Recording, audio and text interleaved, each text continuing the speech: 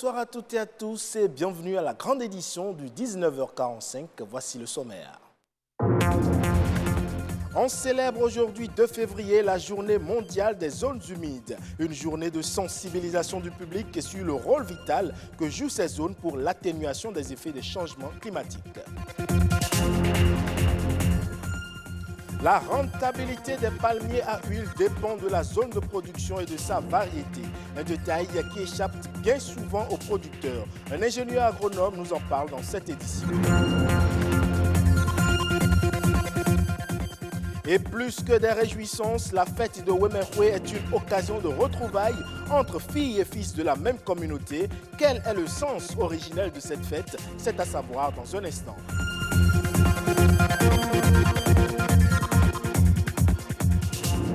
À nouveau, bonsoir. Le Bénin célèbre ce 2 février la journée mondiale des zones humides. Des zones qui jouent un rôle important en tant que solution naturelle dans l'adaptation au changement climatique. Le thème de cette année, zones humides et biodiversité, est une occasion unique pour mettre en avant la richesse des milieux humides, l'importance et l'état de leur biodiversité. Il s'agit donc à cette occasion de promouvoir les actions pouvant stopper le déclin observé des nombreuses espèces qui y vivent. Plus de précisions dans ce reportage. Ces milieux constituent des zones humides. Comme point commun, l'eau. Elles peuvent être salées, douces ou saumâtres. Mais il y en a combien au Bénin? Le Bénin a 4.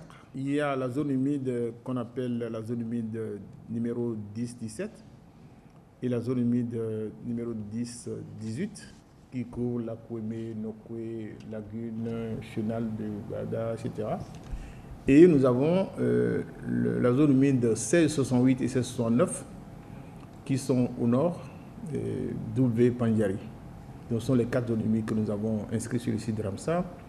Actuellement, le Bénin est en train de chercher à inscrire 2 autres zones. C'est la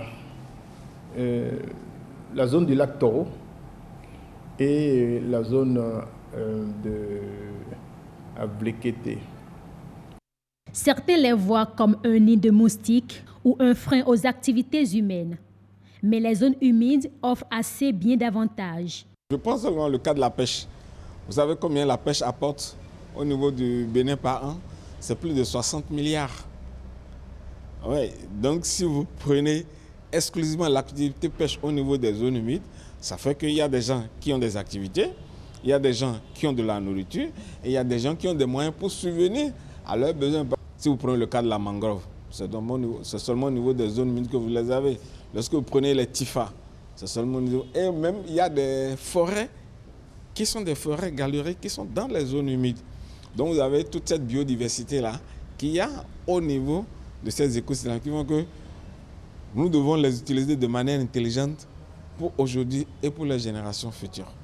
Vous prenez 1 hectare de mangrove, ça séquestre 12 tonnes de CO2 par an. Or, si vous détruisez ça, ça veut dire que vous permettez la libération de cette quantité de CO2 dans la nature. Donc, ça contribue aux effets du changement climatique. 1 549 393 hectares.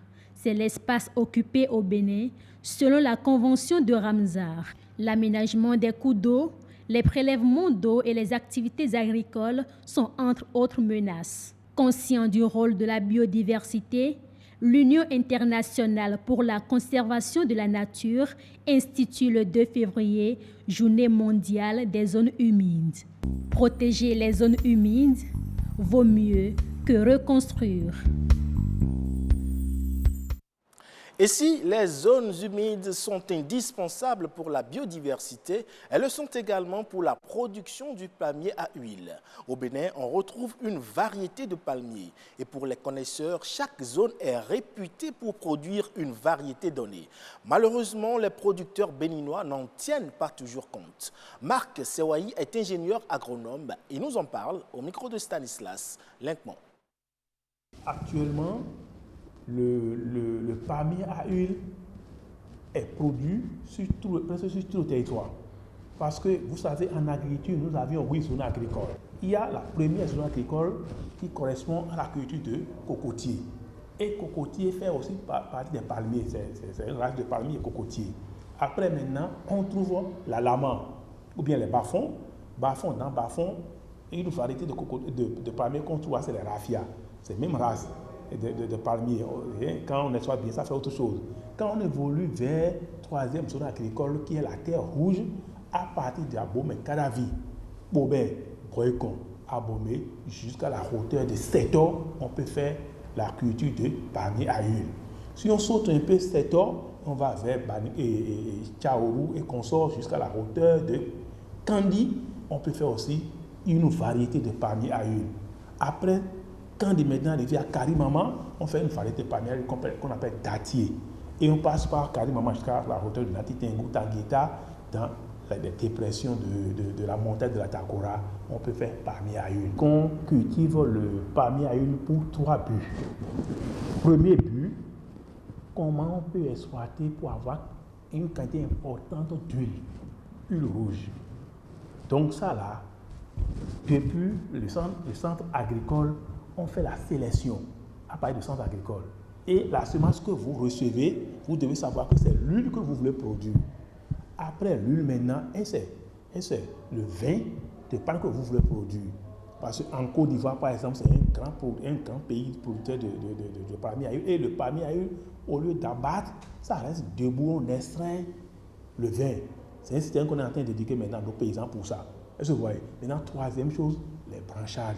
Il y a des palmiers qui donnent beaucoup de branchages. Et le rendement, ça dépend de la variété que vous avez mis en tête que ça donne le rendement. Actuellement, quand on met un jeune palmier en place, 3 ans après, ça peut commencer par donner. Après 3 ans, 4 ans, et puis ça commence à donner jusqu'à des années. Parlons à présent du Wemehwe, la fête communautaire des natifs de la vallée de l'Ouémé. Cette fête de retrouvailles, rééditée chaque année depuis 2009, est plus que des réjouissances. Elle réunit toutes les familles et invités en un seul endroit pour festoyer autour des plats et mets de la vallée. Un pique-nique à l'occasion du Wemehwe né il y a 11 ans.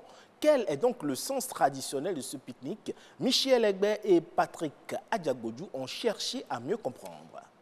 Nous sommes en joie, en train de manger, en train de boire, avec nos femmes, nos enfants et autres. C'est tout un plaisir. Un plaisir de communier entre frères et sœurs et d'apprécier les saveurs de la gastronomie de la vallée de l'Ouémé. Ici, c'est l'instant pique-nique des Ouéménous. Ils ont instauré la fête pour qu'on mange ensemble et pour mieux se connaître. Nous devons privilégier l'union et la solidarité. C'est la raison de notre présence à Bonou.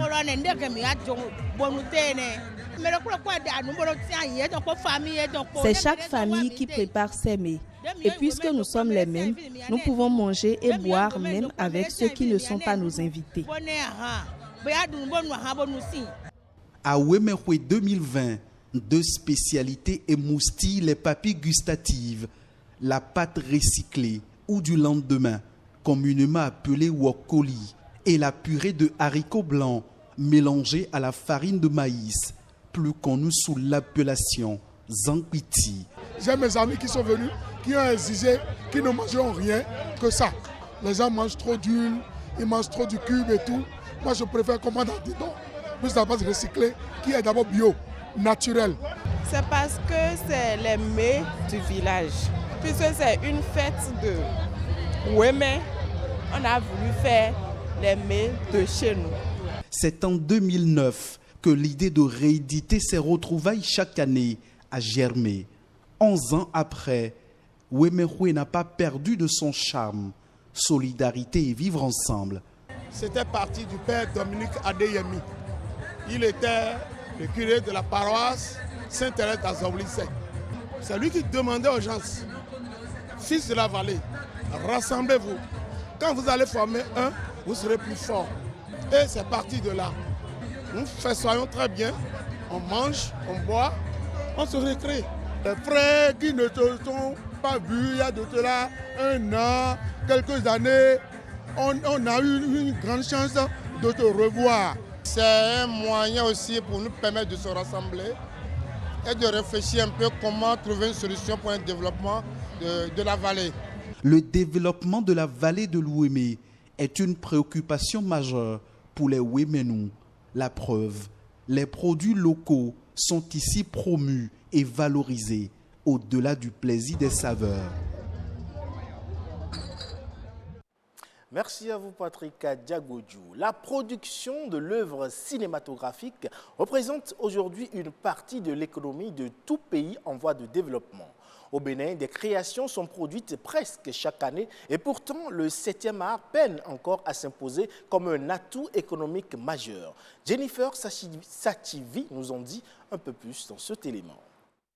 Un des secteurs les plus dynamiques de la croissance mondiale, selon un rapport du programme Média initié par l'Union européenne, c'est la production et la diffusion d'œuvres cinématographiques et audiovisuelles. Dans bon nombre de pays, promouvoir les productions audiovisuelles locales en les diffusant sur grand écran est un procédé assez courant. Mais au Bénin, plusieurs facteurs constituent un frein à cette pratique. D'abord, il n'y a pas des infrastructures qui permettent de vraiment valoriser les œuvres culturelles nationales.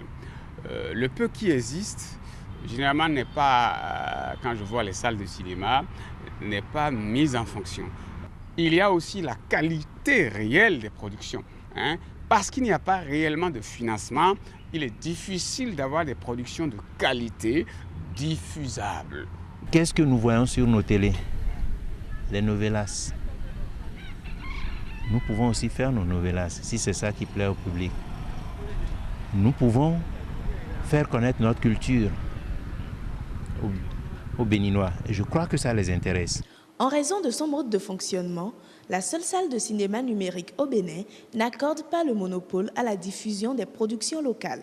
Cela s'explique par les demandes qu'elle reçoit et les attentes de sa clientèle. Vous savez, nous diffusons dans nos salles des films d'une certaine qualité. Nous défendons un certain standard en matière de qualité. Un comité de sélection sera sûrement mis en place pour pouvoir trier, faire une sélection très sélecte des films locaux que nous aurons à diffuser dans nos salles. Afin de changer la donne et apporter un nouveau souffle à l'univers cinématographique béninois, certaines actions pourraient s'avérer très bénéfiques. Aujourd'hui, on est passé au numérique et le cinéma se fait avec des instruments en miniature. Mais nous n'avons pas investi à leur acquisition. Donc, il faut acquérir du matériel. Il faut ensuite voir les réalisateurs et producteurs spécifiques qui sont sur le terrain, établir un partenariat avec eux. Il ne faut pas hésiter à leur apporter du souffle financier. Organiser ce que j'appelle cette année, chaque année, ces récompenses, les récompenses. Et là, ça va booster la production.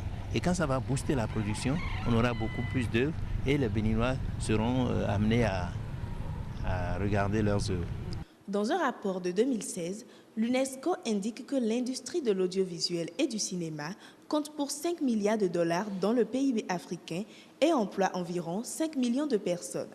Le même document précise que cette industrie, en cours de développement, pourrait créer plus de 20 millions d'emplois et générer environ 10 000 milliards de francs CFA dans la contribution annuelle du PIB.